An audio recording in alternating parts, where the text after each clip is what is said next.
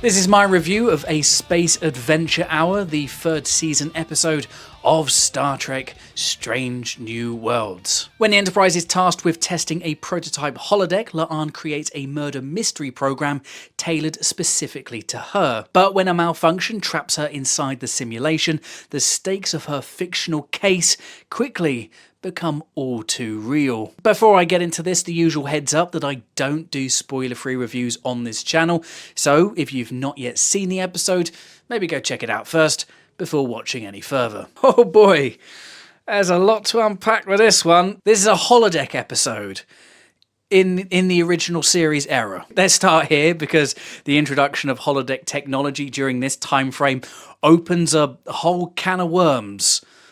More like cannon worms, am I right?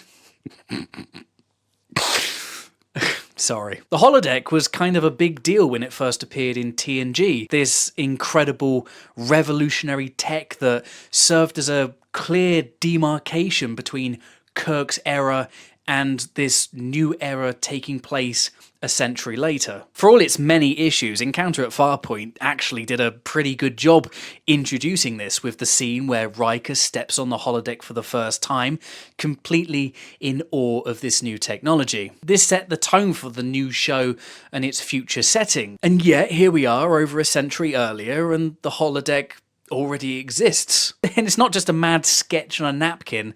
This thing is fully realised and mostly operational, installed on the Enterprise, and capable of generating immersive experiences that feel real. For me, this is a huge continuity issue that's just too big to wave away. Are we really meant to believe that this tech existed as early as 2261, was tested once, and then shelved for over 100 years because of a single failed test? That no one over the course of a century thought to resurrect it and refine it? 100 years is a long time. This is like if someone invented the mobile phone in the 1900s, deemed it unsafe, locked it in a box, and then in the 2020s someone brought it out the box, made no changes, and wow, look at this incredible tech. This is stupid. Look, I get it. Strange New Worlds wants to tell fun stories. It wants to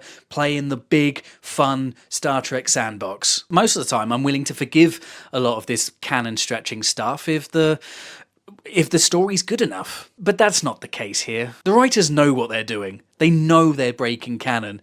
And to me, it just feels like they're hoping we'll forgive them just because the episode's fun. And for the first time with this show, that kind of bugs me. And that might be because if you think about it for more than 4 seconds, there are ways you can do a holodeck story in this era. For example, why not have the holodeck exist on the space station of an advanced alien race? The crew could be invited as some sort of diplomatic or scientific mission, and the aliens just happen to have some sort of immersive holographic simulation tech. Problem solved. You can still have your malfunction, your neutron star, your mystery story, and it wouldn't undercut a fundamental piece of Trek lore. I mean, we've already had this in Enterprise's first season episode, Unexpected. You know, the episode with Trip's wrist nipple, and yeah, a holodeck on an alien ship. The blueprint is right there. And then there's Scotty, central to this episode,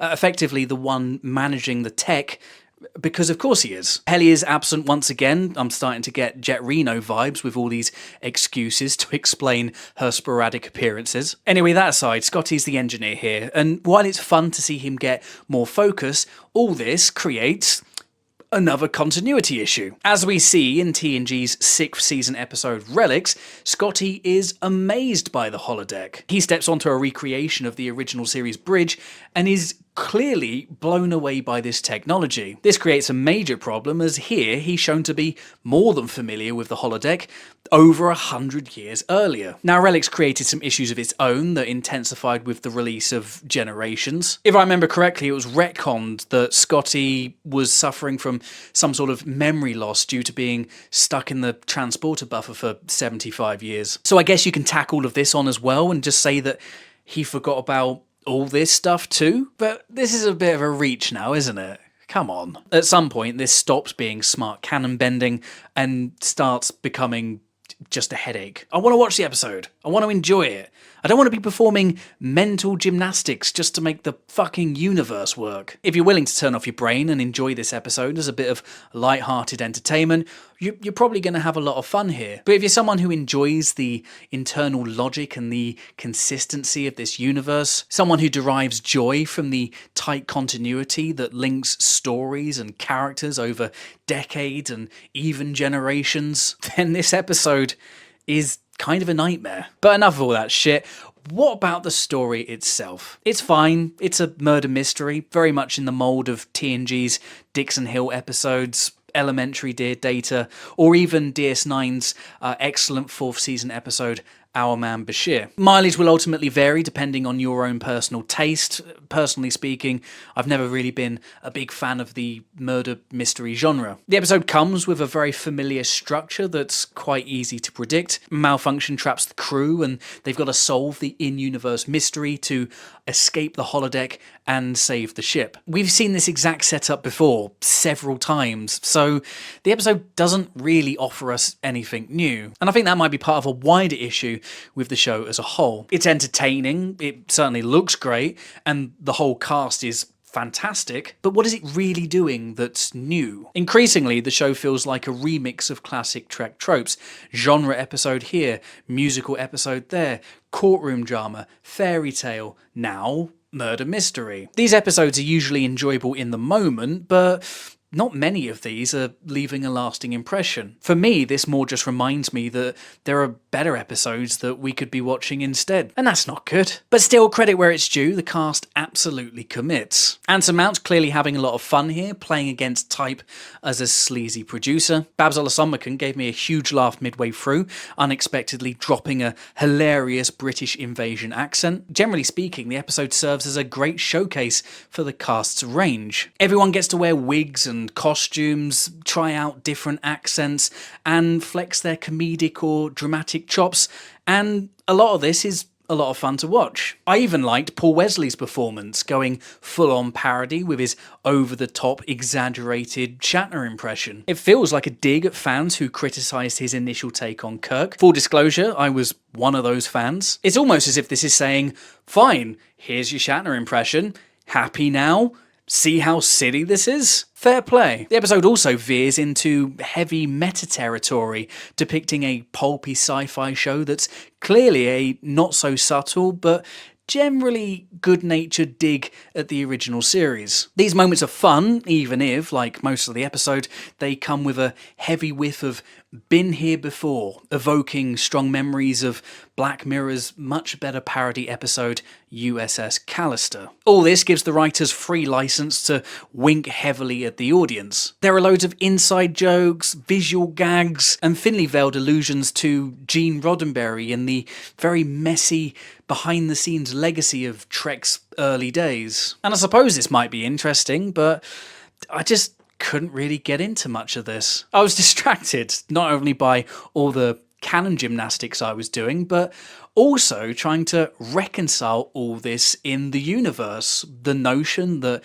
Star Trek, here in all but name, is a fictional show within a fictional series of novels existing in this wider fictional world. Does this give anybody else a headache? For me, the strongest aspect of this episode is all the stuff with La'an and Spock. Christina Chong delivers another strong leading performance, clearly having a lot of fun leaning into her dance background, which pays off nicely in a very strong scene towards the end. Chong and Ethan Peck have great chemistry, and their dance at the end comes with a really palpable, almost sizzling sexiness to it. It's a fun scene which confirms their attraction to each other, something we first saw teased a couple of episodes ago. Now, while I like this, I do think the show is starting to overdo it with all these romance plots. At this point, La'an and Spock have had multiple relationship arcs, and it's all just starting to feel a bit stale. Surely there's more to explore with these characters beyond just pairing them off. Finally, Jonathan Frakes is in the director's chair, and he's he's fine. I've always found it a bit strange that fans seem to think that he's like this magic bullet and everything he directs is automatically great. Yes, this is the guy that gave us First Contact, but let's also never forget that this is the same guy that gave us Sub Rosa. So yeah, he's a hero in the fandom, he's a solid director, his work's competent and delivered at a pace that makes him attractive to a show like this. We get a couple of moments where his experience shines through, because of course it would, but let's not pretend that he's making wholesale changes to the norm here. So, where do I land with all this? As a standalone piece of entertainment, it's fine. It's relatively light and playful and well acted across the board. But if you care about continuity, if you care about Trek's internal logic, this is probably going to be the most challenging episode to date. The writers had opportunities to thread the needle. There were ways to tell this story without breaking canon, but instead they just took the path of least resistance. It's another episode that's probably going to divide the fan base. Some are inevitably going to see this as an affront to Star Trek, a travesty that should be scrubbed from canon. But let's face it, these are the same kind of fans who get irrationally angry over the idea of a puppet episode. On the other side, there are the fans that blindly consume everything and get very upset when people like me point out any flaws, and those people kind of suck too. At the end of the day, there's stuff I liked about this, and then there's stuff I don't. It has some charm, a sense of fun, but it's also lazy and feels kind of uninspired. I guess what I'm trying to say is I'm somewhere in the middle, and for that reason, I'm giving A Space Adventure Hour a 5 out of 10. But what did you think of this episode? Did you love it? Did you hate it? How would you rate it? Let me know in the comments below. Thanks for watching, subscribe for more Star Trek reviews, and until next time, live long and prosper.